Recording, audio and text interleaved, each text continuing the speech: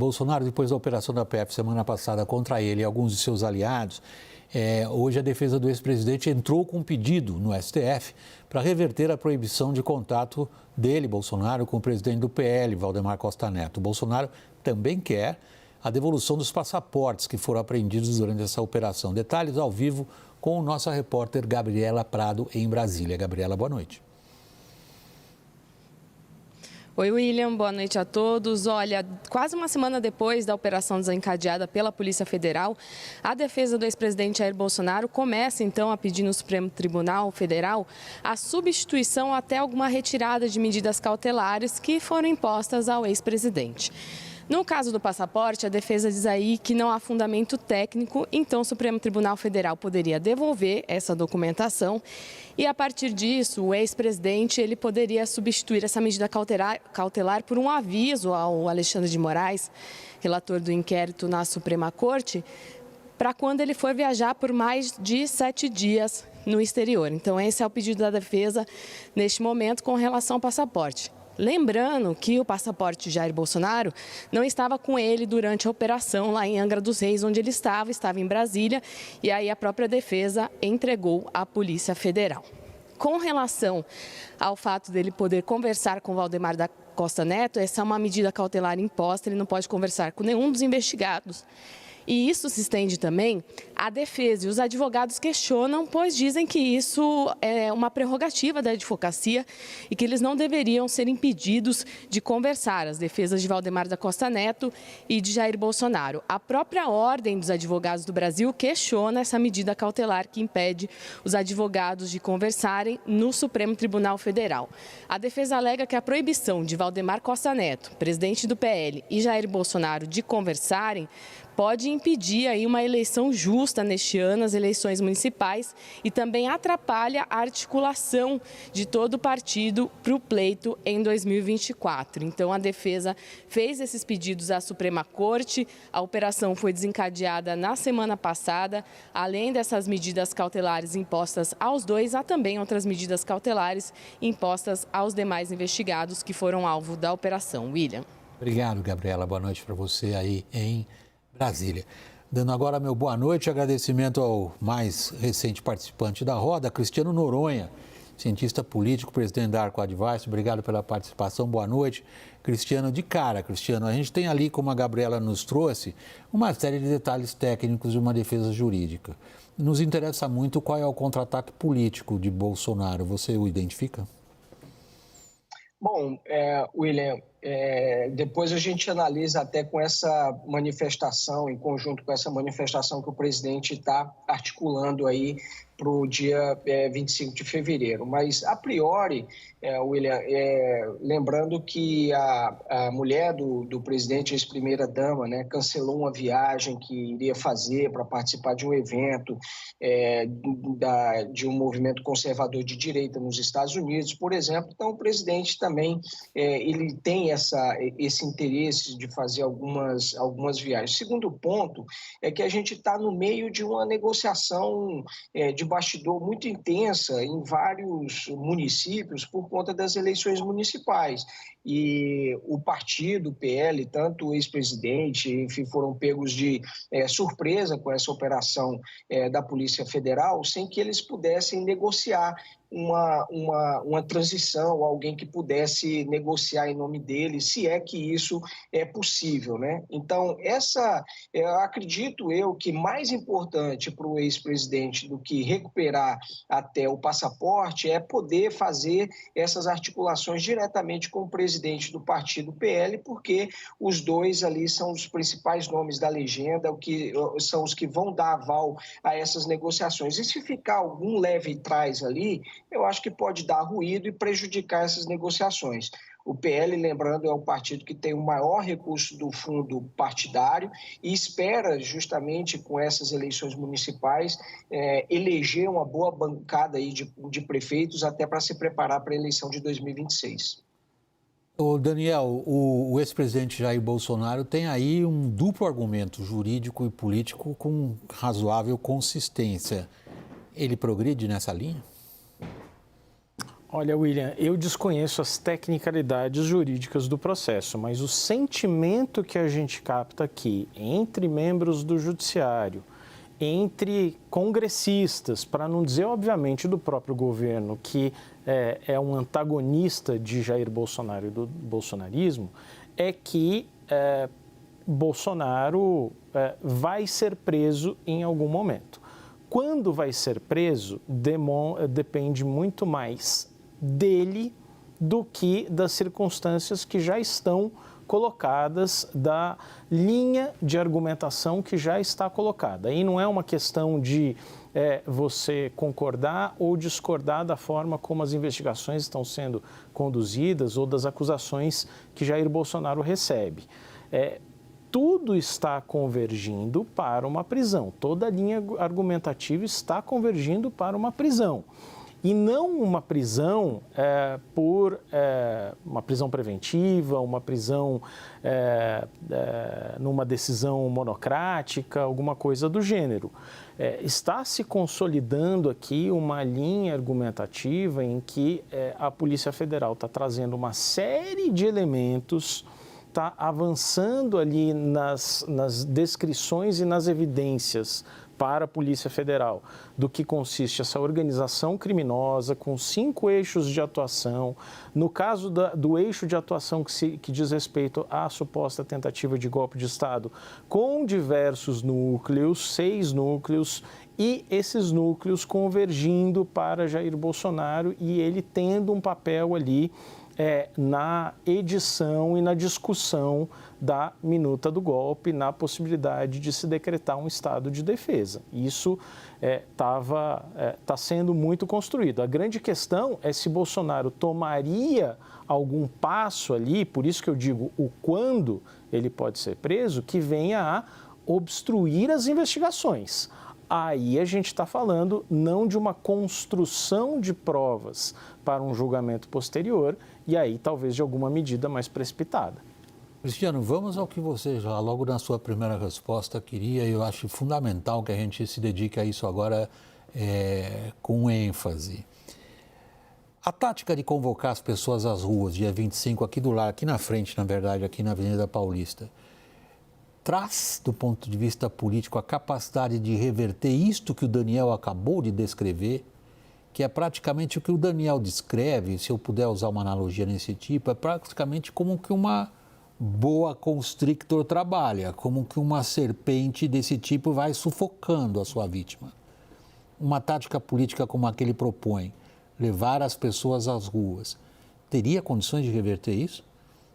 Não teria, William. Na minha avaliação, isso não seria possível, né? Agora, essa movimentação do ex-presidente Jair Bolsonaro, ele tem obviamente, algumas razões para fazer isso. A primeira delas é que ele tenta ainda manter a sua base mobilizada. Vale dizer que a base bolsonarista foi muito mobilizada por meio de mídias sociais, mas justamente por receio de várias pessoas com essas ações do Supremo Tribunal Federal, da Polícia Federal, muitas pessoas, inclusive, retiraram vários vídeos da internet, né? O segundo aspecto é que Bolsonaro aproveita esse movimento para também tentar mostrar uma capacidade de mobilização. Terceiro, eu diria ainda que ele tenta, a partir dessa capacidade de mobilização, mostrar para os seus apoiadores, construir uma narrativa de que ele está sendo perseguido tanto pelo Supremo Tribunal Federal quanto pelos adversários políticos dele, né? Obviamente que isso traz risco, porque a gente já viu isso acontecendo lá com o Collor em 92, que pediu para as pessoas irem para as ruas de verde e amarelo e as pessoas foram de preto, e dali um pouco tempo depois ele acabou sofrendo um processo de impeachment, né? Agora, Bolsonaro, levando muita gente para as ruas, ele vai fortalecer ainda mais a oposição no Congresso Nacional, consolida como principal líder de oposição. Agora, além dele ter esse risco de eventualmente não ser um comparecimento expressivo, ele também pode acabar produzindo um outro risco com implicações jurídicas. Ele pediu para que as pessoas não levem faixas, com críticas a instituições ou às pessoas, mas é um risco, pode acontecer. E, eventualmente, isso ser considerado ali até uma intimidação ao Supremo Tribunal Federal diante das investigações que estão acontecendo. Então, há um risco para ele político e há também um risco jurídico a partir dessa mobilização que ele tenta fazer, William. O Daniel me pediu a palavra, Thaís. Eu ia passar para você, mas o Daniel correu na frente. Não. Vamos passar para a Thaís fala, aqui. Daniel, Vamos trazer eu já falo. Complementa o Noronha. Um ponto ali que eu acho interessante da gente contemplar aqui nessa análise é o seguinte, a não ser que a gente tenha uma reviravolta no TSE ou no Supremo Tribunal Federal, pouco provável, eu diria, Bolsonaro está morto eleitoralmente para 2026, ele está inelegível. Agora, o bolsonarismo não está morto, pelo contrário, o PL vinha trabalhando com o cenário de fazer 1.000 prefeitos agora, né? Que é muito, 20% basicamente de todos os municípios do país, com uma projeção de fazer maioria no Senado Federal em 2026. E para isso, Bolsonaro, independentemente da inelegibilidade, é o principal cabo eleitoral da oposição.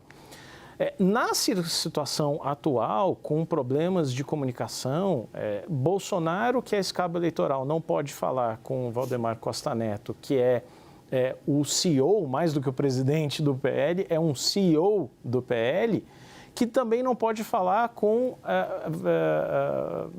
o ex-ministro Braga Neto, que era o pensador ali da estratégia eleitoral também do PL. Então, com essa impossibilidade de comunicação, me parece que hoje, acima de tudo, o que corre o risco é a pretensão eleitoral do PL para outubro, agora para as eleições municipais. Por que é importante para o PL ter 1.000 prefeitos? Porque você abre o caminho para que 2 anos depois, em 2026, você tenha capilaridade político suficiente para eleger mais deputados, para eleger mais congressistas aqui em Brasília ou nas Assembleias Legislativas. É todo esse plano que agora está em xeque, na minha opinião. William, sabe que eu conversei com analistas que fazem análise política para as empresas e para o mercado financeiro para entender qual é a percepção deles da contaminação do que está acontecendo com o Bolsonaro, porque é talvez o momento mais grave que o ex-presidente enfrenta do ponto de vista jurídico. E um deles me alertou o seguinte, falou, Thaís, é a primeira vez em que a gente assiste a um episódio envolvendo as bravatas e a tentativa de golpe e tal do Bolsonaro, em que o país está em silêncio. Não é possível captar, né, aquela fervura que acontecia cada vez que o STF, por exemplo, tomava uma decisão em torno do Bolsonaro. Isso está sendo lido como uma reação que, pela primeira vez, conseguiu conter a ala mais radical do bolsonarismo. Será que eles estão com medo? Qual será a estratégia? Será que existe uma estratégia? Ou eles realmente, inclusive pelo pedido do presidente Bolsonaro de dizer não levem faixas, né? O que é isso? É uma estratégia ou é medo? É medo do quê? É uma compreensão de que agora a coisa é para valer? De que a gravidade e o risco do ex-presidente ser preso é para valer? Cristiano, você se arrisca a responder a Thaís? Bom, William, como eu falei, existe uma preocupação muito grande de apoiadores do ex-presidente de acabar incitando e provocando ainda mais o Supremo Tribunal Federal. Agora, isso está adormecido, isso não quer dizer que o bolsonarismo, o apoio ao presidente esteja sendo revertido. Isso é o que mostram até as pesquisas, né? Que a gente ainda vê essa polarização ainda muito acentuada, ainda muito presente. Por isso, uma fala até que o Daniel falou, eu tenho uma relativa ainda discordância com relação a isso, que eu não acho que Bolsonaro esteja morto eleitoralmente. Eu acho que ele vai estar muito forte, a presença dele vai ser muito relevante. Lembrando que muitos também falaram que o ex-presidente Lula estava nessa situação, e vale lembrar que ele tirou o Haddad de 2% para jogar para 46% no segundo turno. O que o PT fez? Usou muito mais a imagem até do ex-presidente Lula do que do Fernando Haddad, né? Na campanha. Então, acredito eu que o PL vai fazer a mesma coisa, apoiadores do ex-presidente Jair Bolsonaro vão querer, sim, a participação dele nesses programas. Eu acho que ele não está ainda, ele pode estar inelegível, mas não morto eleitoralmente. Eu acho que são duas coisas diferentes. Daniel, você quer esclarecer? Não, acho uma ótima correção que o Cristiano Noronha me faz, porque era justamente isso o sentido. Bolsonaro está morto eleitoralmente para 2026 porque é inelegível, mas não como cabo eleitoral. Não pode se eleger, mas como cabo eleitoral, evidentemente que é uma força. Inclusive, comenta-se muito no mundo político a possibilidade de que Bolsonaro, inclusive, se candidate a presidente em 2026, como Lula fez em 2018. Porque isso vai chegar em algum momento no TSE, o TSE vai ter que se pronunciar de alguma forma, dizendo, olha, não, o registro é impossível porque Bolsonaro está inelegível. E aí assumiria o ou a candidata a vice-presidente na chapa. Será que uma Michele Bolsonaro, por exemplo? Tem bastante pergunta para a gente responder nas próximas. Cristiano Noronha, cientista político, vice-presidente da Arco Advice, muito obrigado pela disposição de participar aqui e boa noite para você, Cristiano.